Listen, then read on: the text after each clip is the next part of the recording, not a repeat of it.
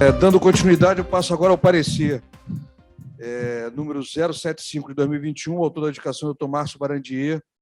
A matéria é projeto de lei número 1595 de 2019 da Câmara dos Deputados, ações contra terroristas.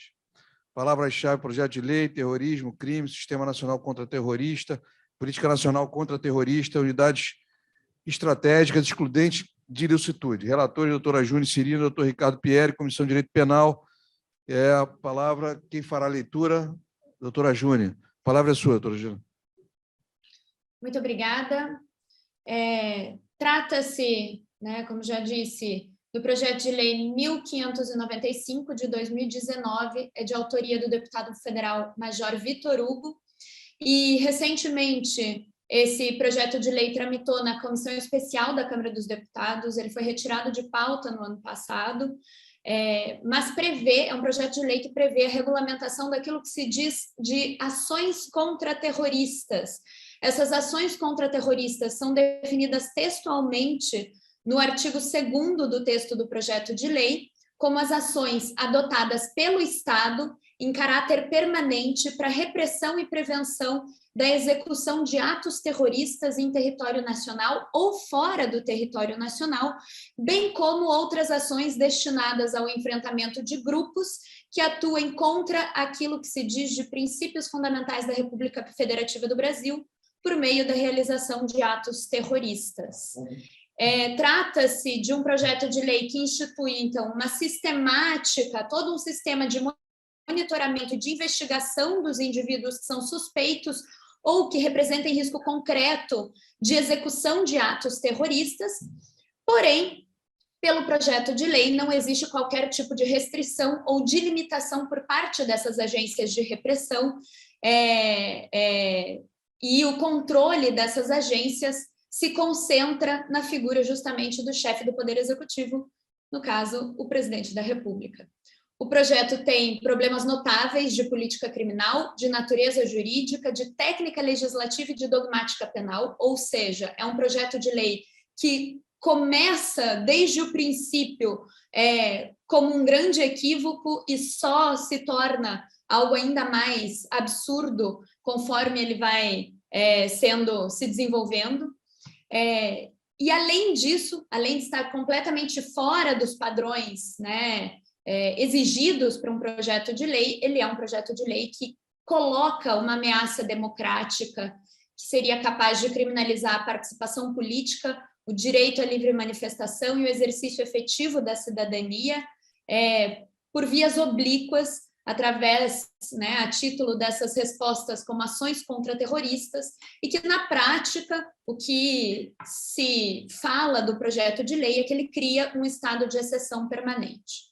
Antes de mais nada, é importante a gente frisar que o Brasil é um país que não tem histórico de ações terroristas. E se não tem histórico de ações terroristas, não há justificativa para a elaboração de uma legislação que regulamente ações contra-terroristas, particularmente uma legislação que instaura um estado de exceção. A lei que tipifica ações terroristas foi uma lei que, de forma notável, acabou excluindo do seu texto motivações ideológicas e políticas que constavam no texto original da legislação antiterror brasileira, mas que foram excluídas de modo a evitar justamente a criminalização por terrorismo de manifestações sociais. Mas, felizmente, é uma legislação que se provou infrutífera do ponto de vista da criminalização. A aplicação da lei contra o terrorismo, de combate ao terrorismo no Brasil, tem pouquíssima incidência, seja pela histórica falta de ataques terroristas em solo brasileiro, seja pela dificuldade da adequação típica ao tipo de terrorismo, mas, de todo modo, o fato de uma lei que combate o terrorismo não ter incidência prática significa, por consequência lógica, que não existe qualquer tipo de necessidade político-criminal para se falar em uma lei de ações contra-terroristas. Se torna uma legislação inútil a regulamentação normativa dessas ações contra-terroristas. Bom, fazendo essa, digamos, observação inicial, me compete ainda afirmar aqui que, já no princípio, já na justificativa do projeto de lei, o legislador confunde a natureza do próprio projeto. O projeto nasce como um projeto de natureza penal, porém, o único tipo penal que existia no projeto de lei foi retirado, não existe mais no texto substitutivo, que era um tipo penal que criminalizava a desobediência de qualquer cidadão frente a uma ordem advinda de um comandante ou de um chefe de uma unidade de ação contra-terrorista. Só que o substitutivo, que foi aprovado pela Comissão Especial no ano passado, suprime essa previsão criminalizante, de modo que a justificativa do projeto de lei se esvazia do ponto de vista da natureza jurídica. Ele não é um projeto de lei de natureza penal, se ele não prevê a criação de um tipo penal. E essa indefinição da natureza jurídica do projeto de lei implica graves problemas formais no âmbito da técnica legislativa. Isso porque o próprio projeto de lei deixa de se guiar pelas regras que regem a técnica jurídico-penal e, na verdade, não se observam essas técnicas em diversos aspectos dos princípios do direito penal. O texto viola o direito penal no que diz respeito ao princípio da legalidade, no que diz respeito à proibição da indeterminação da lei penal, a taxatividade da lei penal, no que diz respeito à validade da lei penal no espaço e no que diz respeito à teoria do crime, que fica alterada por essa legislação de maneira fundamental no que diz respeito às justificações e às situações de exculpação. Bom, talvez a violação mais grave do ponto de vista político-criminal diga respeito ao princípio da taxatividade da lei penal. O projeto de lei não restringe a execução de ações contra-terroristas para atos tipificados como terrorismo, mas as ações contra-terroristas do Estado podem ser direcionadas contra atos que também não são tipificados como terrorismo, ou seja, atos que genericamente, segundo o projeto de lei, sejam ofensivos para a vida humana ou destrutivos daquilo que eles chamam de infraestrutura crítica, serviço público essencial ou recurso-chave do Estado. Isso significa que não é apenas um projeto de lei de ações contra-terroristas ou que regulamenta ações contra-terroristas, mas que banaliza o próprio conceito de terrorismo, que já é um conceito de difícil definição, e introduz uma contradição dentro do ordenamento jurídico brasileiro, porque expande o conceito de terrorismo para além da previsão legal da Lei de Combate ao Terrorismo. E isso é fundamental porque impede, né, digamos, a proteção do cidadão contra o arbítrio do Estado, porque coloca o cidadão, digamos, à mercê de interpretações mais idiosincráticas ainda sobre a definição de terrorismo no ordenamento jurídico brasileiro. Em segundo lugar, viola o critério jurídico da extraterritorialidade, significa que o projeto de lei permite a atuação do Estado brasileiro também para a execução de ações contra-terroristas fora do Estado nacional. Isso não apenas cria novas hipóteses de extraterritorialidade, mas tem um potencial de insuflar, né, de criar crises diplomáticas de grave repercussão.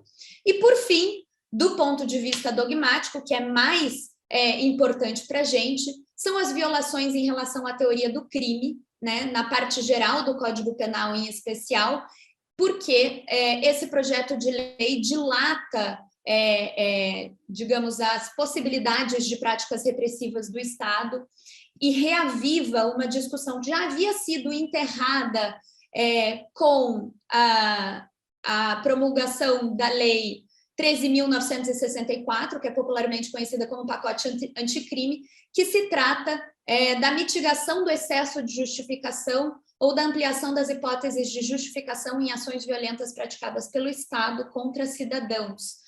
A atual redação dessa proposta legislativa do projeto que regulamenta as ações contra terroristas não apenas vai reavivar essa discussão, mas torna essa discussão ainda mais problemática, porque ela cria novos problemas para situações de exculpação.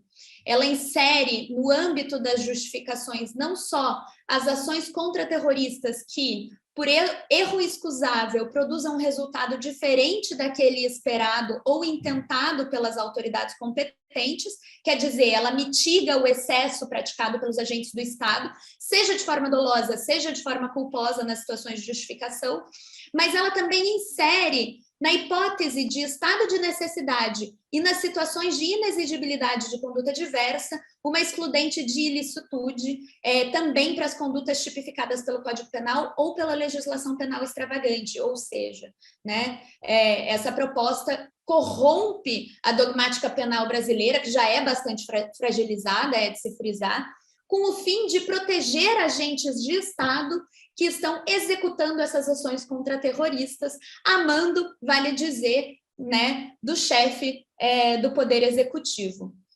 E essas condutas acabam sendo colocadas fora de qualquer possibilidade de responsabilização por qualquer excesso. E com relação, finalmente, ao comando direto, né, dessas forças de repressão de ações contra terroristas estarem vinculadas ao presidente da República, isso nos parece uma excessiva e perigosa concentração de poderes, enfim, talvez não cogitada, mas que acaba ultrapassando o modelo presidencialista e as atribuições constitucionais do próprio presidente da República, de modo que se torna uma proposta legislativa que coloca o Estado brasileiro nas mãos realmente dos mandos e desmandos da pessoa que estiver ocupando o cargo de presidente da República. Essas alterações todas na teoria do crime, essas violações aos princípios do direito penal, todas elas soam para a gente como um escárnio, não apenas a dogmática penal, a dogmática jurídico-penal, mas também e principalmente aos princípios constitucionais que garantem a proteção do cidadão contra justamente as forças de repressão do Estado e o poder punitivo. Essa lei, esse projeto de lei 1595, é um instrumento de terror e de arbítrio por parte do Estado, cria aberrações jurídico-penais, fragilizam a nossa dogmática penal e o parecer enfim, pela rejeição desse projeto de lei, perdão. Espero que eu não tenha ultrapassado o meu tempo regulamentar e estou à disposição de eventuais esclarecimentos. Muito obrigada. Muito obrigado, doutora Júnia. Bom, temos inscrito... Márcio, eu vou deixar você por último, em razão do seu indicante. Enfim, acho que aqui no plenário temos já duas manifestações, doutor Alexandre e doutor Sérgio Santana. Doutor Alexandre, a palavra é sua.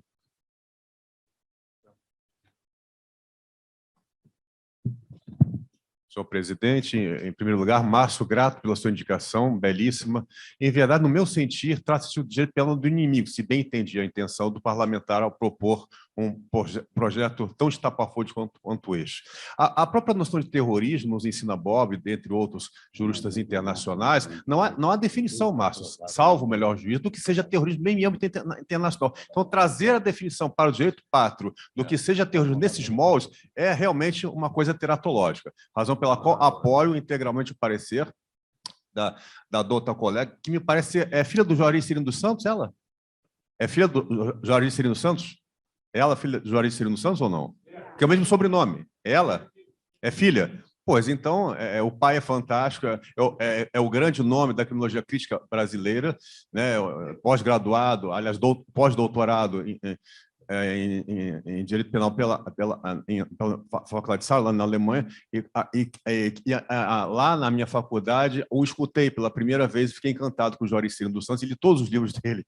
Então, eu creio que não temos como não apoiar, presidente, este parecer, que realmente é uma coisa absurda, completamente, né? Coloca o Estado acima das pessoas. E cabe frisar, por derradeiro, não quero mais me alongar, que a Constituição é bastante clara. Ao dizer que o pilar central é a dignidade da pessoa humana, ela coloca a visão antropocêntrica do direito, ou seja, o homem precede ao Estado né, na sua importância. Então, esse é o norte a ser seguido por toda qualquer hermenêutica jurídica pátria. E não sendo desta forma, está invadida de legalidade. Parabéns, Márcio. Obrigado. José Santana. Esse projeto de lei, né, desse parlamentar especificamente, não se podia esperar nada muito diferente, né? Flagrantemente inconstitucional, com uma série de questões aí que, inclusive, remontam, né? Porque tem um grupo pequeno no Congresso, que agora aumentou, infelizmente, que há muito tempo tenta passar, né, uma conceituação, né, um tipo penal relacionado ao terrorismo, né? Com os grandes eventos, conseguiram aí uma brecha, mas a tentativa justamente é para criminalizar movimentos sociais, né? Principalmente MST e outros movimentos também, principalmente nas ruas, né? Então, me parece que essa é uma brecha, né? Uma estratégia, e realmente ela deve ser rechaçada até por conta dessas inconstitucionalidades e dessa maneira como aborda o tema. A única dúvida que eu queria perguntar à relatora, que não ficou claro para mim, né, se o projeto de lei ele vai ser enviado para as casas do Legislativo, se vai ser enviado para o Executivo, se vai ser enviada para algum outro setor. É basicamente isso. Doutora Júnior, enfim, a gente pode tratar esse assunto depois da manifestação do doutor Márcio, tá? Enfim, porque realmente... Mas acho que não tem muito mistério também. Enfim, nós vamos encaminhar o relator, as casas legislativas, né? Enfim, as autoridades competentes, especialmente, né, o relator do PL, o presidente da Câmara, o presidente do Senado, enfim. Doutor Castelar, por favor, a palavra é sua. Senhor presidente e demais consórcios empossandos de hoje, o parecer da doutora Juni, bom, os frutos nunca caem longe da árvore, né? Então, o parecer da doutora Juni, ele representa a opinião da Comissão de Direito Penal. A questão do terrorismo no Brasil, enfim, não há justificativa para uma legislação desse naipe aqui nas nossas terras. Nós não temos atos terrorismo. O terrorismo que a gente tem aqui é o terrorismo de Estado, que foi discutido no começo dessa sessão. É o terrorismo que os órgãos de segurança fazem relativamente à população. Esse é o terrorismo que nós temos aqui no Brasil. O terrorismo que nós vimos há 2 dias atrás na Vila Cruzeiro e que nós vimos há alguns dias atrás, alguns meses atrás, em outras favelas, e que nós temos visto ao longo dos últimos anos, notadamente nos últimos governos estaduais. Então, senhor presidente e demais consórcios, eu apenas me atrevi aqui a pedir a palavra para apoiar o parecer da nossa professora Juni e dizer que isso foi... O doutor Márcio certamente falará com mais detalhes sobre isso, Márcio Barandier, mas, enfim, para apoiar o parecer da doutora Juni e dizer que, no nosso país, não há necessidade desse tipo de legislação. Muito obrigado, senhor presidente e demais consórcios. Obrigado, doutor Castelar. Mais algum inscrito? Enfim, doutora Cátia, por favor.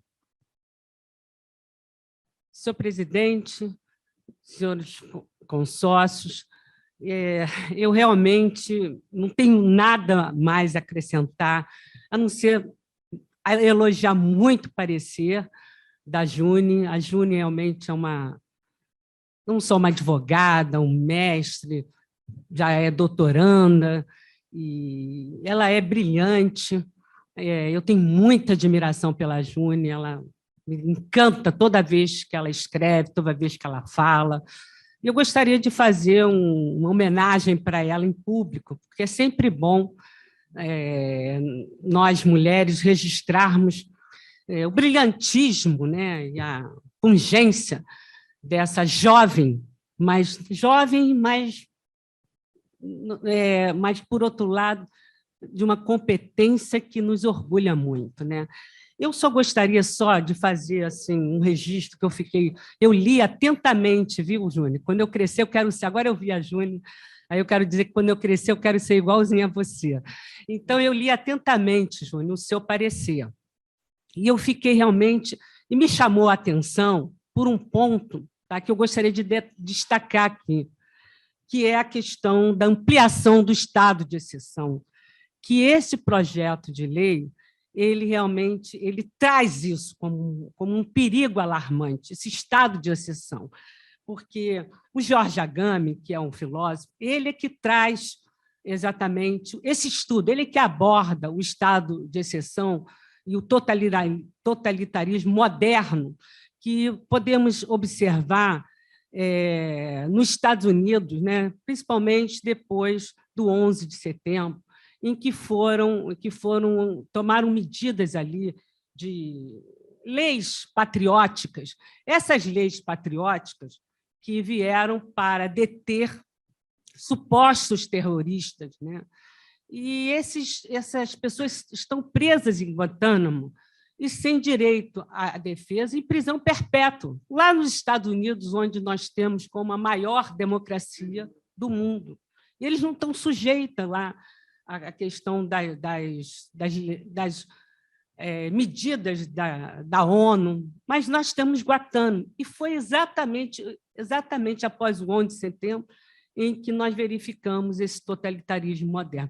O Jorge Agami traz essa questão muito bem abordada nesse livro, que é Estado de Exceção, demonstrando o que é o estado de exceção, que é uma lacuna na lei, é uma lacuna que faz com que os direitos individuais eles sejam suspensos. E foi o que aconteceu na Alemanha nazista. A Constituição de Weimar estava em vigência, mas nós sabemos exatamente o que ocorreu, as atrocidades, enfim, que ocorreram lá com os judeus e outros, né, outras pessoas, quantos morreram por conta disso. Então, e o que me preocupa com essa ampliação do estado de exceção é exatamente o que pode ocasionar com já o estado de exceção que vive o sistema penal brasileiro. Essa que é a questão. Por isso, sabe, Júnior, que eu quis trazer, o seu parecer está irretocável, eu me sinto até meio desconfortável de trazer essa reflexão, mas eu gostaria de dividir aqui com você e com todos aqui, porque nós já sabemos o descalabro que é o nosso sistema penal brasileiro. E esse projeto de lei é exemplo do que vem acontecendo lá nos Estados Unidos, só vai fazer realmente que haja uma ampliação do estado de exceção que estão submetidos à população negra, pobre e mais vulnerável. Era isso que eu gostaria de fazer de consideração.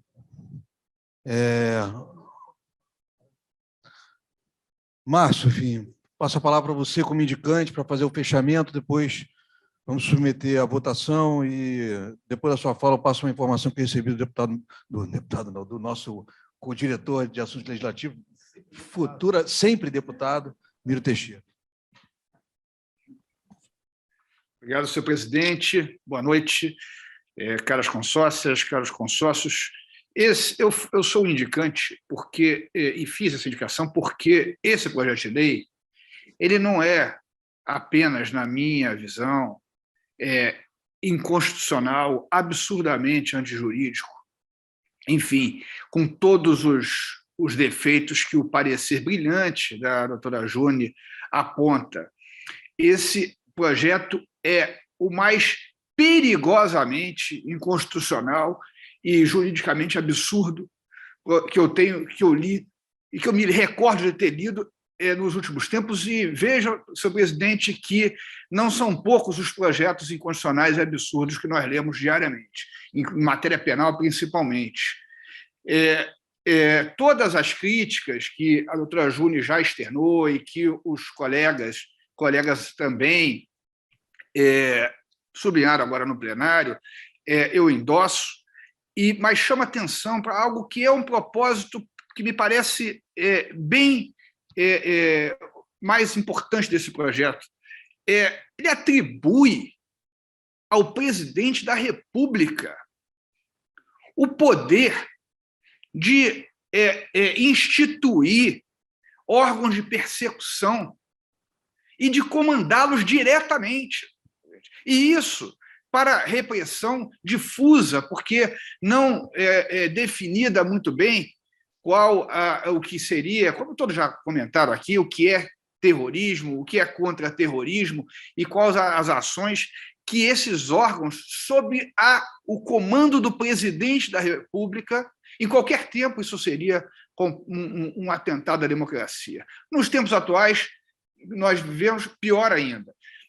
Então, esse é um ponto que preocupou em demasia a Comissão de Direito Penal, que aprovou por unanimidade o parecer da doutora June, que tem a contribuição também do doutor Ricardo Pieri, em menor escala, como ele próprio fez questão de ressaltar. Então, a doutora June merece todos os encômios. Agora, esse é um ponto fundamental, presidente.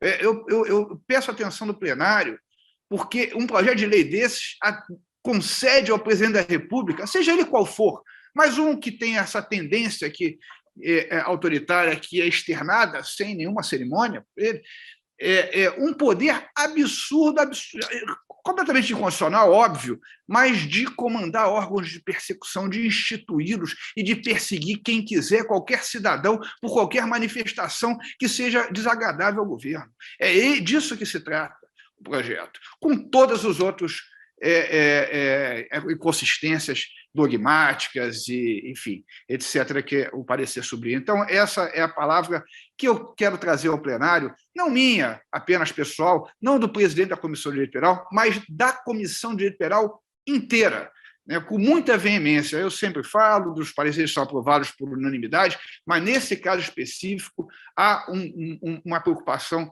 especial. Então, eu cumprimento a doutora June, e saúdo os colegas também, em especial o doutor Alexandre, que fez referências gentis a mim, e eu tenho saudade que não nos encontramos há um tempo, e com isso eu encerro, presidente, agradecendo a oportunidade de falar. Obrigado. Obrigado. Alô, alô? Obrigado, Tomás. Enfim, a questão está claríssima. Doutor Antônio Carlos Esteves, enfim, eu não vi a sua mão levantada, enfim, lhe passo ali a palavra e lhe peço um pouco de brevidade, porque, afinal, estamos chegando no nosso horário limite. Acho que a matéria também já está bem debatida, mas eu passo a palavra para o senhor. Presidente, a rapidez vai ser de tal forma semelhante à Fórmula 1 que o senhor nem vai ver o carro passar. O Pelé uma vez foi dar a bandeirada e esqueceu, e o carro passou e ele ficou com a bandeira na mão.